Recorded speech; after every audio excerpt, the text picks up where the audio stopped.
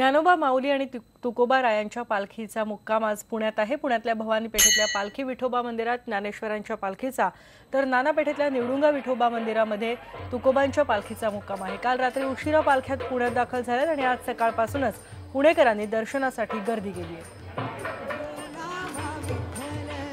आपण बघतोय की दोन्ही पालख्या ज्या आहेत त्या पुणे मुक्कामी असतात। 2 दिवसांचा पुण्यातला हा मुक्काम असतो आणि इथून पुढे पालख्या निघतात, पंढरपूरकडे प्रस्थान ठेवतात।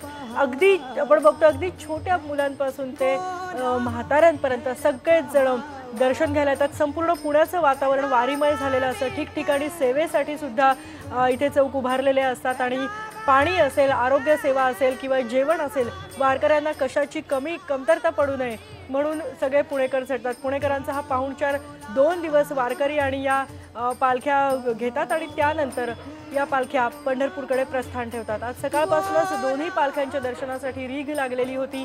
फक्त पुणे शहरातल्या नाही तर पुण्यातल्या आसपासच्या गावांमधून सुद्धा आवर्जून इथे वारकरी येतात आणि ज्यांना वारीला जाणं शक्य नाहीये, संपूर्ण वारी पायी करणं शक्य नाहीये, ते नक्कीच इथे दर्शनासाठी येतात। वारी निमित्त पुण्यात रिंगण हा अंक प्रकाशित करण्यात आलेला आहे। रिंगण हा वारी विशेष अंक आहे आणि याविषयी सांगते आमची रिपोर्टर हलीमा कुरेशी।